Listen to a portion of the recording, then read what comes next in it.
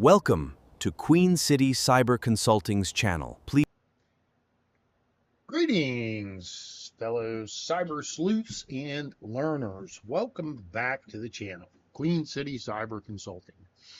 As we continue our journey into learning cybersecurity, incident response, digital forensics, one thing that's going to come up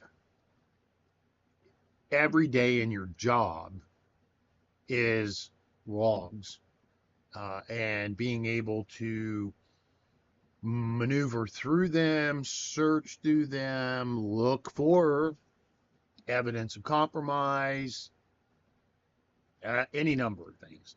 It's like a crime scene in the real world. I mean, I've been on crime scenes, and the evidence that's there is really rather overwhelming, physically speaking.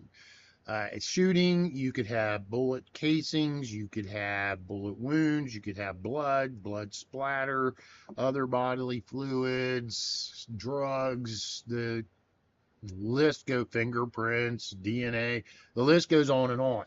With a cyber incident, it's not much different. You're going to have a ton of evidence that comes pouring into you, and then you as the analyst have to be able to search through those logs, that lengthy bit of information that you'll be given, and identify patient zero. Think back to the other video that I released yesterday, and also determine how the attackers got in. What was the entry vector? Logs can do a lot to help you do that. Now we're going to look more at lateral movement in this video because it is part of the larger picture of an incident, and eventually I hope to be able to put together an entire scenario that goes from the alert all the way through the analyst process, involving some different functions like legal, insurance, human resources, press releases, because in an incident, all of those things are in play. And it's important to remember that, because we as cyber analysts sometimes get lost in the weeds, and we can't afford to lose sight of the whole picture. And the same is true if you work in legal or HR or press or insurance companies or whatever job you may have who are watching this. You can't afford to get that narrowed down focus and lose sight of the totality of what's going on. And that's super important to conducting a good investigation and response effort. So we're going to go through this. We'll do a little bit of an intro, and then we'll look at some threat modeling. We'll use MITRE ATT&CK again in this video to keep it in the forefront of your thoughts. And hopefully you'll learn as we go some of the better ways to be able to utilize it to help you process all of this information. So ignore the 45-minute lesson breakdown. I don't know how long this is going to take, because once I get rolling, I sometimes go off script. So it may not be 45 minutes, but it's there just more as a guideline than anything. So part one, identity and host. So you're going to get an alert from a host. Now, a host is a computer system on the network that fired off the alert. That's important to understand when it comes to the terminology that you'll hear in the workplace. And because you'll hear people all the time referring to host, referring to domain controllers, file sharers, things along those lines. And it's important that you understand what's being talked about and able to communicate, because if you can't communicate, and I just started a part-time job myself, and in the company that I'm working with, they have an entirely different set of terminology and vocabulary than anyone else outside of that company would even suspect. And even beyond the company-wide terminology and vernacular, you have an internal breakdown as well. For example, as I'm going through the process of learning what it is I'm going to have to do. They keep talking about something called the Red Room. And I was kind of stumped. I'm thinking to myself, what in the world is the Red Room? I was thinking all kinds of bad thoughts, but it's the foyer to the building. And the reason they call it the Red Room is because the floor is red and the walls are red brick. So it is the Red Room. The same thing is true in incident response, digital forensics. You have to know the terms. So the host is a computer system that you get information from. So you do have a range of information you can pull, and here are just some examples. For example, you've got authentication logs, so you've got your Active Directory domain controller events, you've got Kerberos tickets, NTLM fallback. Now these numbers here, whoops, sorry, these numbers here, 4776, 4768, 4769, are the event IDs. That's what you're going to be looking for within these logs. So as you can see, this is multi-level information that you need to know. Not necessarily every event ID. The old phrase used to be Google is your friend. No one is expected to have every event ID memorized. It's just that simple, unless you have a photographic memory.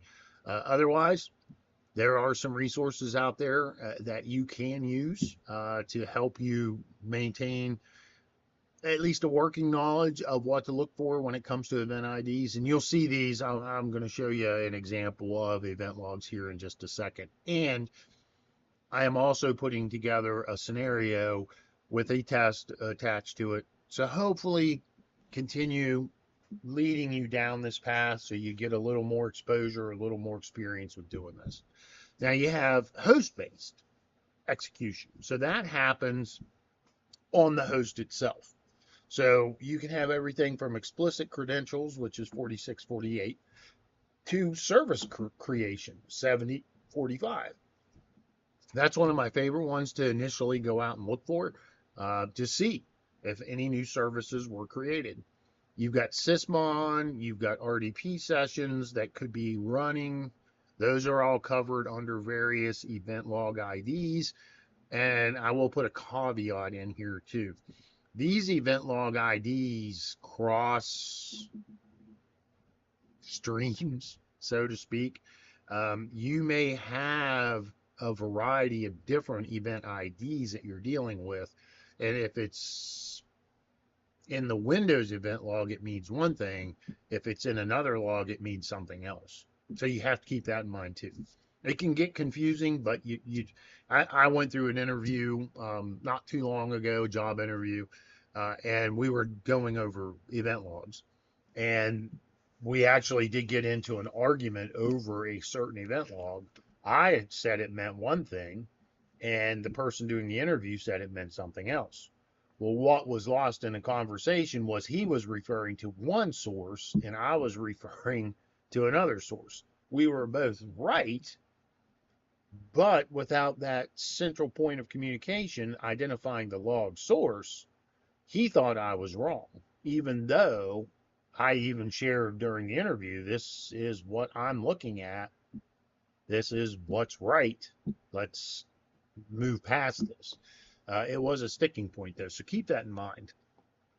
Then you have part two, which is your network and synthesis over here. And synthesis is basically bringing together the information that you're pulling from these various log sources and correlating that information. So you're looking at source and destination artifacts and then building that into a complete and cohesive thread. Network level evidence can be from NetFlow. It can be from use of high risk admin ports like 445, 3389, 5985. I will stop you here too. These kinds of ports, if you're going to take a certification test, some of these you better know really, really well. And I will put together a list identifying the most commonly asked for ports and services that are attached to them so you can study those as well. But any course you take is going to identify these kinds of ports. and you need to know what they are and what service is attached to them for the purpose of the certification test. But in the real world, it helps if you see port 445, you immediately think SMB or something along those lines. Um, that way, you don't have to stop and go Google it or go look for it. You immediately understand what port 3389 stands for, or port 443, or port 80. Those are some of the most well-known ones, and you will see those on tests, and they will come up during job interviews. So hopefully you can learn. The lateral movement can be difficult to detect, mainly because of what they call living off the land. Uh, the attackers are not stupid. At one point in time, defenders kind of treated attackers like the child in the basement eating Doritos and living off of energy drinks. Unfortunately, that's no longer true. They know more about systems oftentimes than the defenders do. And that's why they can do this living off the land.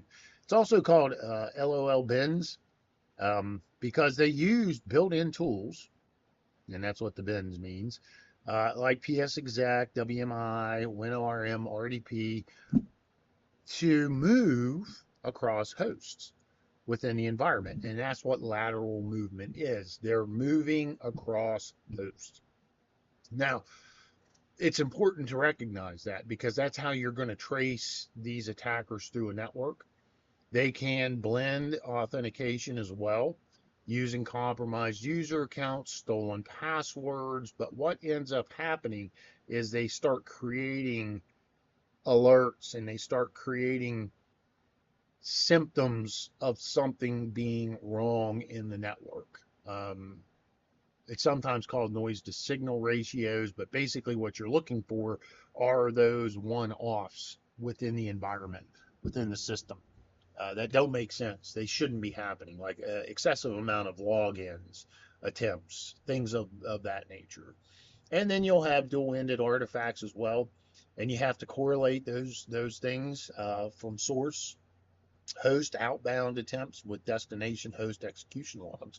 So typically you'll have two systems involved, or three, and what they're doing is they're trying to get through the network. They're exploring to figure out what systems they want to get to. For instance, a file share is always a big target, or a domain controller is always a big target. That way they can do credential dumping, they can do all kinds of fun stuff. So you, as the analyst, need to be able to take all that various information and bring it down to a point, correlate it, and then produce a report. And I mentioned in another video, I even forget which one it was now, the importance of report writing. You're going to have to write reports, and you're going to have to speak on conference calls. You may even have to go there in person. I couldn't tell you how many times I've had to go on site to help with an investigation into an incident. So be prepared for that. So let's take a look at core identity and domain controller logs. So some of the Active Directory security events, hopefully you're taking notes. You have network logins, type 3s. You have RDP logins, which would be type 10. These usually flag on high privileged account. Think administrator accounts, or privileged accounts with access to certain systems that contain the jewels of the kingdom, so to speak. And these things will appear on unexpected target endpoints or systems. And when those alerts start firing off, that of course requires digging in a little bit deeper to see where is it, what's the destination, what's the source, and then go back to the source and find out what's happening there. Kerberos, commonly used authentication methodology. Here, you're going to look for service ticket request. You're going to look for pass the ticket, Kerberoasting activity, those kinds of things. Kerberos attacks are their own creature, and I'm not going to dwell on them in this video because it requires at least one, if not maybe two or three videos of its own. But you look for those event IDs that are listed there, 4768, 4769. Write those down because you're probably going to see them again somewhere. Event ID 4776 is NTLM authentication. That is crucial for detecting pass-to-hash attacks, which is a really well-known attack vector. And it's well-known because it's successful and it's used all the time. Most of your EDRs and your SIMs will alert on this kind of event. And that, of course, that alert is what spawns this whole process of investigation. Now, if you're threat hunting, you could use these event IDs as well to threat hunt through an environment looking for these events happening and then backtracking them to see what's going on. Threat hunting and threat intelligence are a whole nother angle of information and knowledge that is important for you to know, and we'll get to that at some point in time. So, host execution and remote management. Here are some event IDs to be familiar with, 4648 and on down here. We already talked about event 7045. You've got sysmon event number 1, which is remote process execution, and you'll see that in command line where the attackers will use one of these kinds of tools in order to spawn their own malicious content. Your terminal services 21 and 25 are important to see as well because they show an RDP, remote desktop protocol, reconnect. And usually your logs will record the source IP and username via the local session manager, the LSM logs, which are an important source of information as well. Here in the near future, you'll get to see those as well. It takes a lot of time, to be honest with you, to put together really good in-depth training for this kind of thing. I mean, you look around, SANS does it, InfoSec Institute does it. There's a whole host of companies out there that do nothing but train this. So as you get involved with this, don't just rely on my videos here. Move beyond this and look for more information. SANS, you can sign up for free, and they have a ton of free resources available to you that you can take advantage of without ever going to one of their classes. You can even order free posters from them with a variety of information on them, and then use those as a resource to expand your learning and ability to interpret these logs. Now, network level and flow analysis is a bit different than the host centered. And because it's going out from the host into the network, it's more independent. And you will see like the source IP and the destination IP, and then you can begin tracking lateral movement. As they move from system to system, those things should become more easy to see. Now, some of the logs that we talked about here, for example, on the screen is the Windows Terminal Services Remote Connection Manager, which would be a remote system contacting whatever.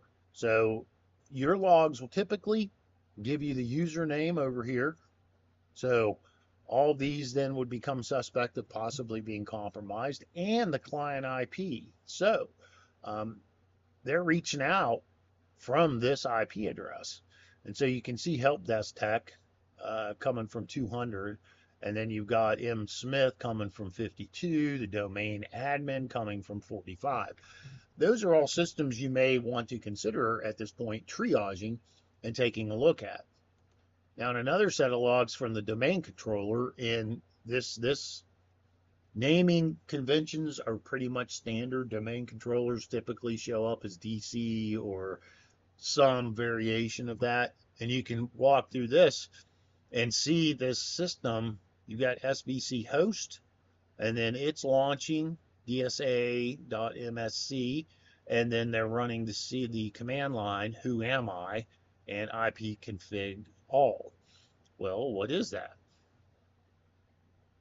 If you don't know, you need to figure it out. Who am I is telling them what system they're on, and IP config is telling them what connections exist. And then they're porting it to this out.txt under perf logs. Well, now you've got a whole nother place to go look. because you would go into this subcategory over here and see if that out.txt is still sitting there. Sometimes they'll delete them. They try to delete them. They fail, but it's possible they're still there. And then you have the service control manager where they're using the background intelligent transfer service or bits to set up a start, Windows Update auto start, and then you see them running PS exec. These are logs that are specifically tied to an attack. You would probably have thousands of logs to root through, and what you would do is sort by event ID, especially if you're just in the beginning of this process. And you would search for event ID there. You would search for that event ID 1, which we just talked about here, because this is all happening, and all of this is not good. Especially in the middle of an incident, so you need to be aware of it and work with it. But network flow is a little bit different. You'll see these various ports like 445 for SMB, 3389 for RDP.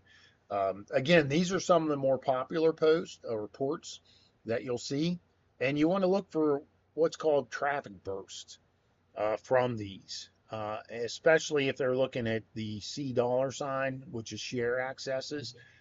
If they're creating named pipes like psexec.service, and if it's happening between what's known as non-admin workstations. In other words, these workstations shouldn't have an administrator account doing this kind of stuff on it. That's suspicious. All right. And that means, though, you know what's happening in the environment. And that means that you, as the incident response analyst, have the ability to query the IT staff from the company that's suffering the breach to make sure they know what's going on in their internal environment. But these ports are all important to remember. So if I were you, I'd write them down or make note of it, because you will see these again in a variety of different questions. So how do we map this out? Well, if we pull up MITRE, get it pulled up here for us.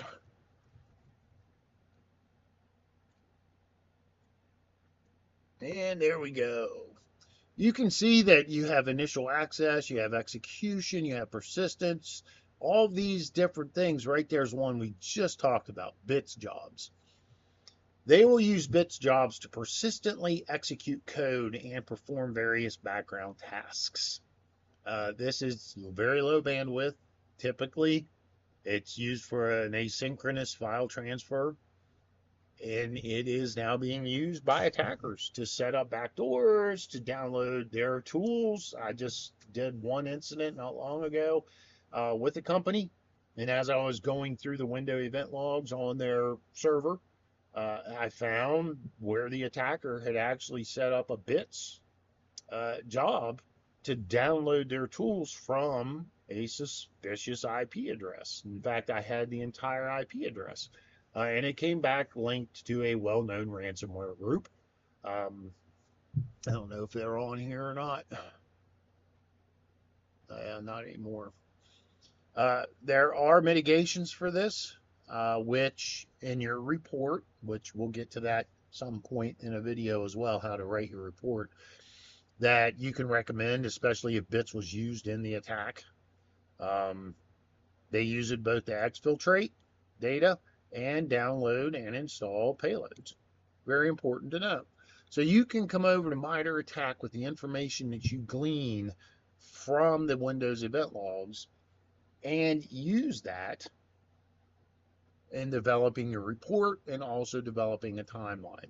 Now, the key takeaway I want you to remember today is there is no single log source that reveals lateral movement isolated from the other log sources.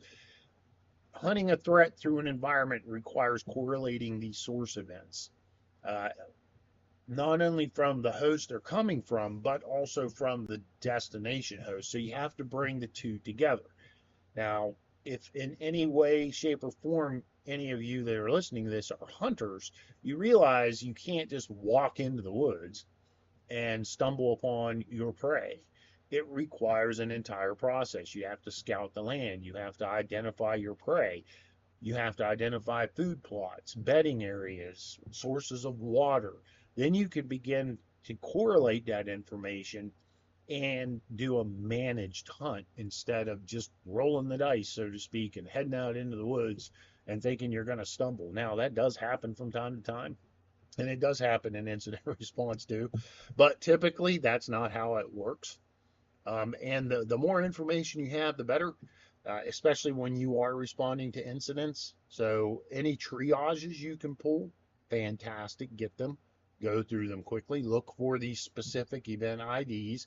Look for specific destinations and hosts that are communicating with one another during the period of the attack, and then go to MITRE and start compiling that information so you can share it, because that's what the end result of this entire process is.